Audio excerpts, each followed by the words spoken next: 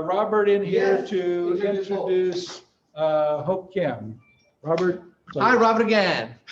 Robert again. Okay, today our main speaker will be Hope Kim. Those of you, I don't know if you guys still remember, he used to be my boss. Yeah.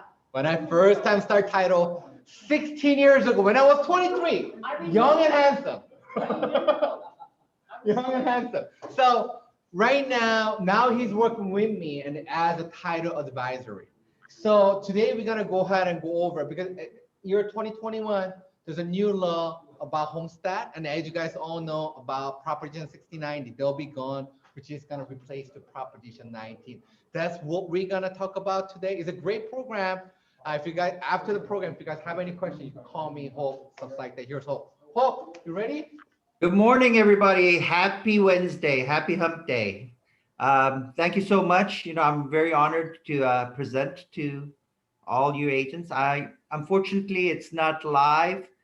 Danny, if you can allow me to share my screen, I'd really appreciate it. Yep, you should have access now. Awesome, awesome, awesome. All right. Let me share my screen. Let me I always like to set up ahead of time so I can make sure that everything's up and running. The hardest part about this job and COVID is not the information, but it's the technology portion of doing things. So excuse me while I try to retrieve my my documents I wanted to share with you. Danny, I don't seem to be able to reduce. Should be a green up arrow, usually bottom of the screen. At the bottom of the screen. Where is it? Wow, let me try to reduce my screen. Okay, hold on. There we go. I'll go to escape. And you might be doing full screen. That might be it. Oh, is that why I'm not able to do it? Yeah, you go under the presentation mode if you're on a laptop. Yeah, I'm on my laptop.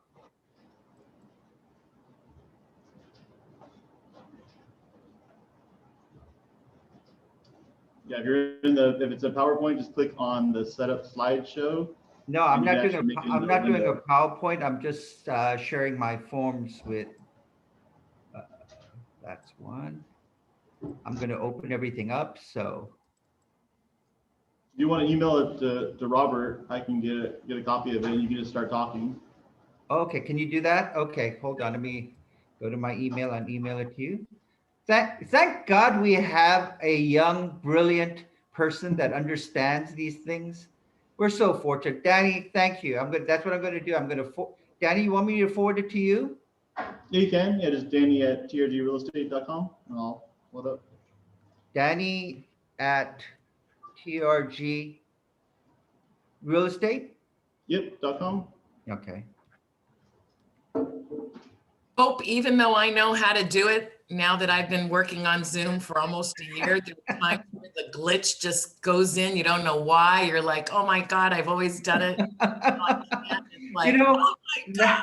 That's why when I do presentations, I always like to come in early, make sure that I'm all set up so we don't run into this glitch. I know, right? Right? I know. I get really exasperated that everybody's looking at me and I can't get the technology to work. And you're like, oh my God. You know Don't feel bad, my friend. You're not alone. You're not alone. You know what? The worst part is like I'm doing a presentation and everybody just sees my face and I'm just reading on my presentation and everybody just sees my face. So that's, I think, I get really embarrassed, like, oh no.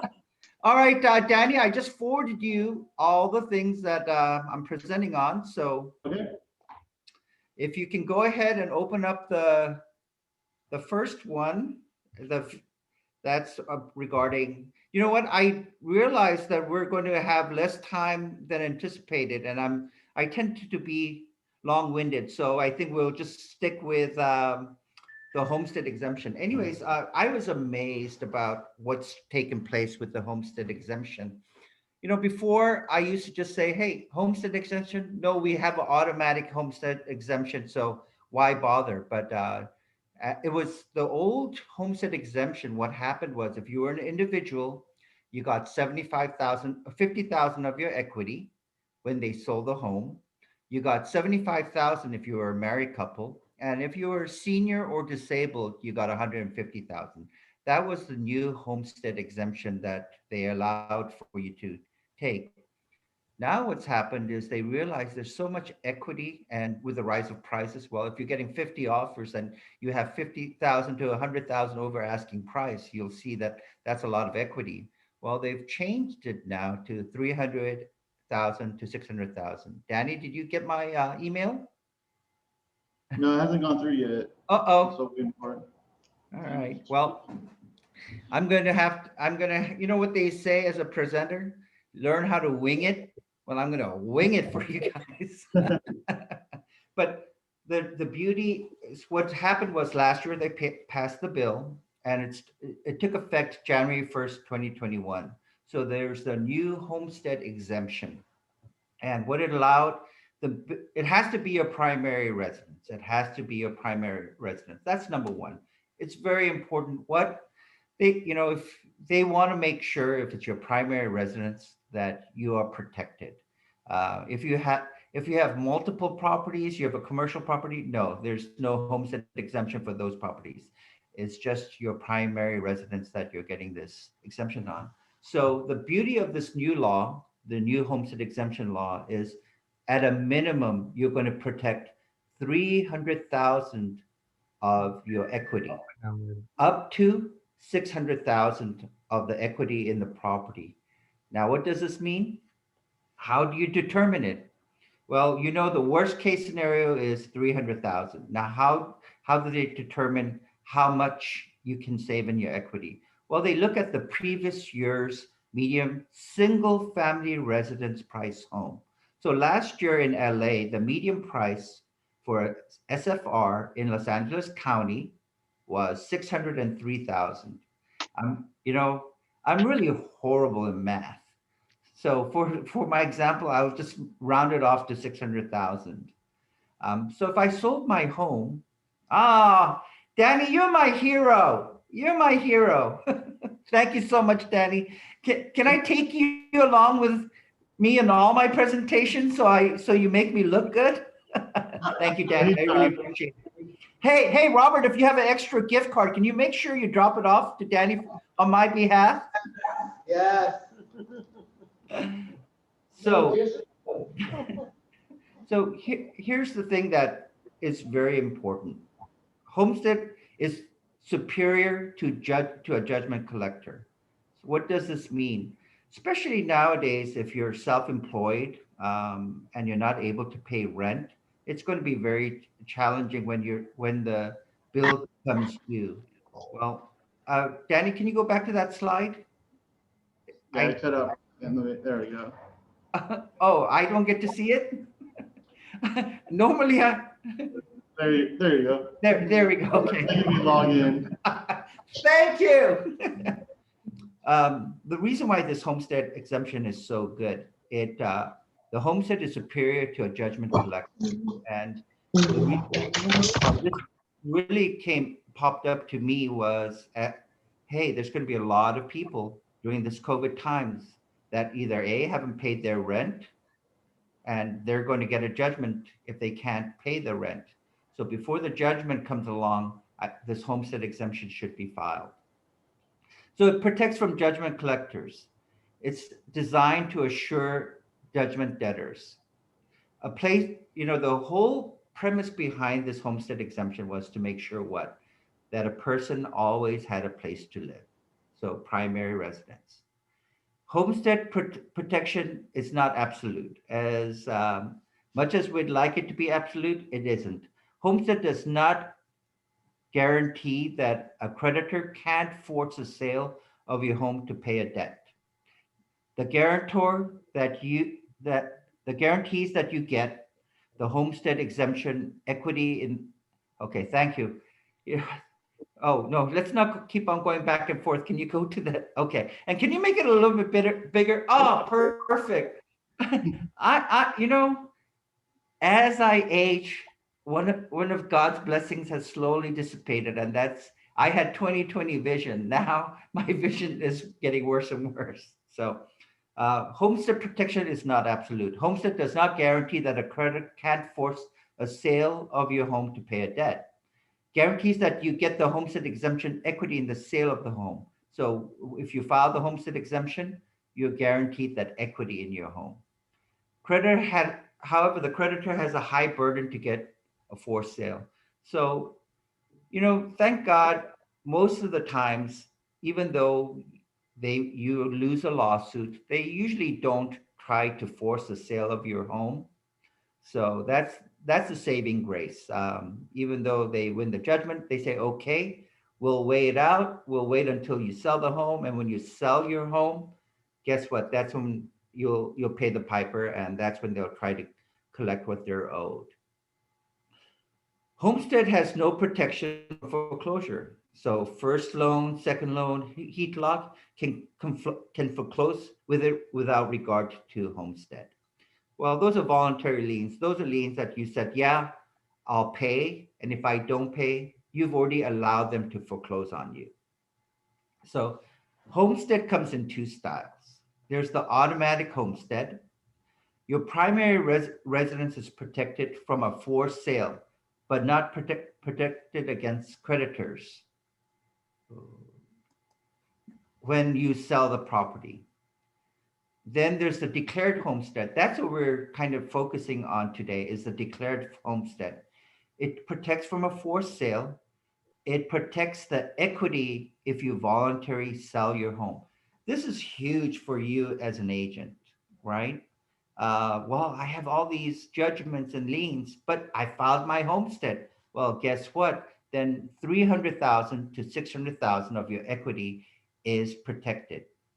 So as I was mentioning, how do you determine how much equity that you get to walk away with? Well, 300,000 is minimum, and the maximum is 600,000. And the way they do the calculation is they look at the base of the median price single family residence in the said county of the home. So we'll take LA, where Torrance, beautiful South Bay is.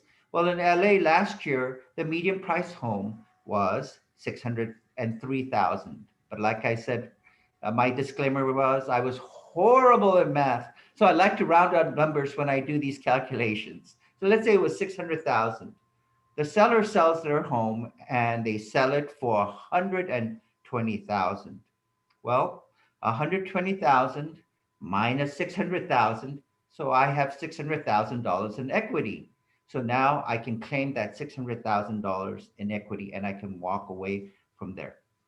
It's very important that we understand this, that the homestead exemption has to be filed when? It needs to be filed prior to, for example, if a lease pendants has started, so you're getting sued, and then you file the homeowner's exemption, homestead exemption, well, then the courts will say, hey, listen, the reason why you filed your homestead exemption was because you wanted to avoid this judgment. So they will disallow that homestead exemption. So it's important that you file your homestead exemption ahead of time on your primary residence in order for you to do what? To ensure that you will be able to walk away with this equity. Now, this is great. What happens a lot of times when you're involved in a sales transaction, the title company sends you a prelim and all these judgments shows up. Well, if you haven't filed your homestead exemption, guess what? Sometimes you can't even close that transaction, or you might have to do a short sale because the funds needed to close this transaction is not enough based upon the sales price. That's why this homestead exemption is such a powerful tool for all homeowners. The other thing about the homestead is either spouse can claim the entire exemption. What does this mean? Well, John Smith and his lovely wife, Barbie Smith, John tells his wife, hey, honey, I've got a sure thing and I can make us a lot of money. And being a supportive wife, she says, hey, go ahead, John, go ahead and start your business. Well, he goes into his business venture and the business fails. Now he has a lot of incurred debt doing that business. Well, if since they filed the homestead exemption, guess what? If they do sell their home, they will be able to take away at least 300,000 minimum and 600,000 in equity on their property based upon the calculations. So this is awesome. So Barbara said, Barbara says to John, I love you, honey. We're going to sell our home. But since I was smart, women are always smarter than men. My daughters remind me every day. Since I was smart, I had filed a homestead exemption on our primary residence. So we can sell the home and we can walk away with this equity before the creditors needs to be paid. So that is huge. So the other thing is California homestead is powerless against the feds, right? Unfortunately, guess what? If you have an IRS lien, federal trumps state. So the IRS can collect. You do have to pay your IRS tax lien when you sell your property. Now, the IRS seldom tries to force the sale of homes. The only time that we've seen the IRS really actively force you to sell your primary home is if you're part of the drug cartel, right? They want recovery. So that's probably the only time you'll see the federal government actually force a sale of a home. Like the IRS, like most of the other creditors, they wait for the sale or refinance to collect on what they're owed. Now, as an agent, or even if you haven't done so, on your primary residence, please, everybody, go file the homestead exemption on your home. Ensure that you can walk away from this home with at least minimum 300,000 to a maximum of 600,000. It's critical on your personal property. After I read this, I said, yeah, on my personal home, I better go file the homestead exemption because it's going to help me. Now, hey, Danny, there's a slide that I showed what the homestead exemption file looks like.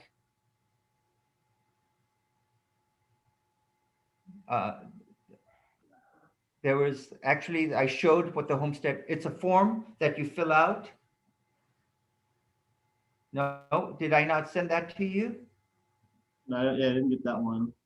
Okay, I didn't send you that one. Well, if you go to our website is calbesttitle.com. It's right down over here. It's calbesttitle.com. You'll actually see the forms that you can fill out. Danny, they're seeing my cursor, right? If you go to calbesttitle.com, you'll actually see the homestead exemption form. Now, there's one for an individual and there's one for couples. So you can go there. It's a very, very simple form. It does have to be notarized and it does have to be recorded. Now, what I like, if I was an agent, I would be so all over this. I would be, oh, Danny, you're my hero. You are my hero. Robert, I think you need to give Danny 2 Starbucks gift cards. It's such an easy form. To fill out. It says, I, Hope Kim, hereby certify and declare as follows. I hereby claim as a declared homestead the premise described as follows. And this is where you would put the legal description and the property address. It's just, and we can provide the legal description for you so you don't even have to worry. And it just basically says, I'm the owner of the above described homestead. I have described homestead as my principal dwelling or the principal dwelling of my spouse, and I am or my spouse is currently residing thereon. The facts stated in this declaration are known to be true as of my personal knowledge. So this is the only form you need to do. Now, unfortunately, what's kind of happened with COVID is all the county recorder's offices are closed to the public. So I've got this and I'm so excited that a TRG agent has come and let me know I can save 300 to 600,000 of my equity. If God forbid something ill befalls me and there's a judgment against me, because I've filed this, I can protect 300 to 600,000 of my equity. I want to record this. I can't go to the county. What do you do? What do you do? Well, you're so lucky you're working with Robert at California Best Title. Hey, on a sidebar, Danny, can you change from Stewart Title to California Best Title for the next meeting? I see he's still listed under Stewart Title, but you can call Robert and say, hey, my client is so excited because I brought this great news to them and they're ready to file this. Can you do an accommodation? And Robert will gladly help you do an accommodation on behalf of your client. So that's all it takes. How much does it cost to do this? Well, this form you can go up, get on our website for free. I heard the price of notaries have gone up nowadays. So it's $15 for a notary and $20 to file this. So I feel like a used car salesman, for $35.99. So for $35, they can file this homestead exemption. And what it does is gives them a peace of mind that the equity is protected. Oh my God, Danny, you're so good. There you go. There you go. Homestead declaration for individual, homestead declaration for spouse and declared owners. So the forms are right there. Now, as an agent, how powerful of a message is this for you? Your your sphere of influence, your friend. Well, first, please file your homestead exemption. That's number one. And then spread the good news. Hey, I'm going to call all the people in my sphere of influence and let them know. I'm going to call, and then my farm area, I'm going to let them know and spread the good news. Do you think, as a homeowner, you kind of get tired with the same message over and over. But if you brought this great message over to your sphere of influence and to your farm area, don't you think they'll say, wow, this is awesome. I want to do this. I want to protect the 300 to 600,000 equity in my property. And thank God this TRA agent came to me. Carol came to me and gave me this great news. Now, let me give Carol a call and see how I can implement this. And Carol goes, professional as she is, she goes, no problem. Let me kind of explain it to you and let me tell you what the procedure is. So as a lead in, Robert had mentioned when we started the meeting about Title V. One of the things that's so awesome about the Title V is it'll allow your farming to get much better. Well, you know what? If your farm area, I would send this out. And when you look, it tells you who the owners are of the property, right?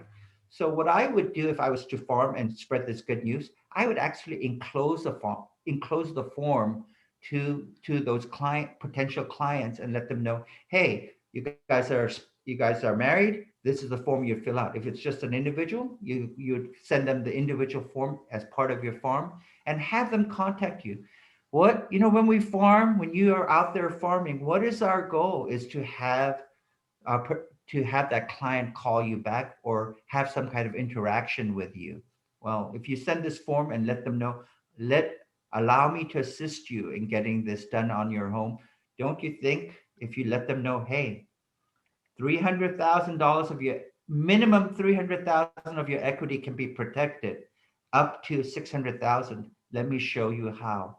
I think you'll be more apt to get more people to call you back regarding this new homestead exemption.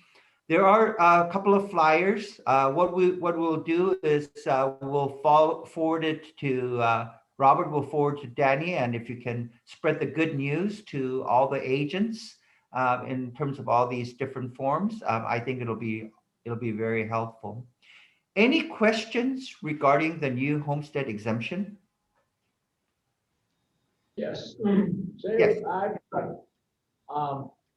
Go ahead, Joe. The mic's up here, so, you know, so you can hear you clearly.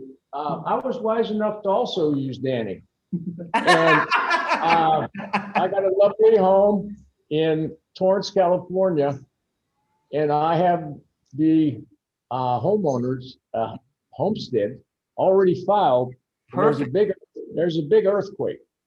Now, I'm going to walk away from that house. How does this benefit me when the value of, in this scenario, when there's no longer a house there because the earthquake took it down? Yeah. And the real value is only in the land, maybe, if Yeah. somebody's willing to buy it. Well, unfortunately, this homestead exemption under the current scenario that you mentioned won't really help, because when you're selling it, that's separate from this homestead extension. This more is when you're selling the property. That's the earthquake insurance. When you're selling the property and you have equity in the property, it just protects that equity. One of the things I did fail to mention that I would like to reiterate is that you want to file this before things happen. Like I said, we kind of made this title insurance for your equity. And the reason why is in life, unfortunately, we want everything to be perfect, but things happen, right? Life happens and things can happen. So we never know. So if we want to file this homestead exemption before something happens, because hey, if I have to sell the home, at least I can walk away with 300,000 up to 600,000 of the equity in the home. So unfortunately, the earthquake has demolished your home. It's just land value. Unfortunately, Mother Nature has taken your equity, and the only insurance you may have is if you were wise enough to have got earthquake insurance on your home. Any other questions? How does the trust affect this one way or the other? If you get your I'm property- sorry, how does the living trust affect this one way or the other? Was that the question? Yes. Okay. Yes. Well, if it's a living trust, again, what you need to establish here for this homestead exemption to qualify is it has to be primary residence. So if you know, a lot of people are doing that, that's a really smart thing to do, is put their home into a living trust. So as long as that they've established that home as their primary residence, then the homestead exemption will apply. So how do they get the legal? Oh, thank you, Carol. Carol asked the question, how do they get the legal description of the property? One of the beautiful parts of Title V, this new platform that we're going to introduce you to, and everybody's going to have their personal account, is when you pull the property, you'll see you can pull the grant deed. And with the grant deed, you'll see the legal description, either A, on the grant deed, or sometimes if the legal description is too long, they usually show it as Exhibit A. So that's how you get the legal description. Thank you, Carol, for the wonderful question. Any other questions? And Susie, thank you. It's always nice to get compliments. Thank you very much, Hope. I wasn't aware of that added protection with the homeowner's exemption. With the homestead exemption. Yeah, the homestead, you know, that's the thing. I wasn't aware of it too, but one of the things that I've taken on as a title advisor is, you know, as agents, you're constantly out there busy. You see these great information coming into you, but you know, you've heard of information overload. So you're so busy in your day-to-day work that sometimes you see these things that are very important, but either A, don't have the time, or it just gets right past you. So that's kind of what I'm doing, is constantly staying on top of these things and letting you guys know what's going on. So, and then information that I provide to you is up to you how you want to implement that. What we're always trying to think is we need listings. Unfortunately, in this market, unless the agents we work with get listings, we're going to starve right along with you guys. So we're always trying to find ways for us to assist you and help you get more listings. So we'd like to bring those ideas to you. And we try to find a system that you guys can incorporate into your system to get more listings. Thank you so much for allowing me this time to present to you. Again, if you have any questions and you want to ask, you can either ask Robert, or my information's will be there, and you can either email me or text me or call me directly, and I'll be more than happy to answer those questions. Okay. Derek, thank you for allowing me to present. Thank you, TRG, for constantly supporting Robert. And Danny, you are my hero. Thank you, everybody. Thank you, Danny.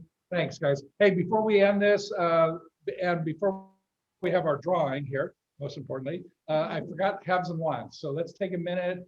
If there's any haves and wants from our gallery. Joe, did you want to come on up? Come on up. Anybody else out there? I've got a probate sale coming up, and I'm not sure it's being handled by an estate attorney now, and they haven't determined when the appraiser's coming out to appraise it. But it's 2 properties. One is a single-family residence at 870 West Rosecrans, Manhattan Beach. It's about 2,500 square feet, and the likely sale price might be 2.7 million. And the other property is a duplex in Lawndale, and it's 2 separate houses on a